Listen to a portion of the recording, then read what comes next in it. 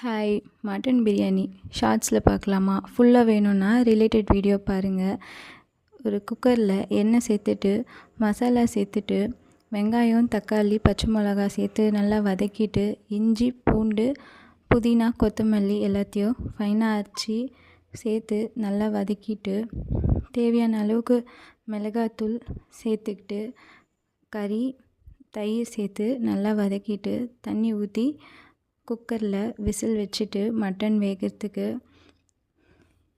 எடுத்து மட்டன் வெந்த உடனே தேவையான அளவுக்கு தண்ணி ஊற்றிக்கிட்டு அரிசி போட்டு கரம் மசாலா, எலுமிச்சம்பழம், புதினா, நெய் சேர்த்து 15 நிமிஷம் தம்மில் வச்சிங்கன்னா mutton biryani ready. Full video பார்க்கணுன்னா ரிலேட்டட் வீடியோ பாருங்கள். லைக் பண்ணுங்கள், சப்ஸ்கிரைப் பண்ணுங்கள். நிமிஷம் கழித்து ஓப்பன் பண்ணேன். சூப்பரான பிரியாணி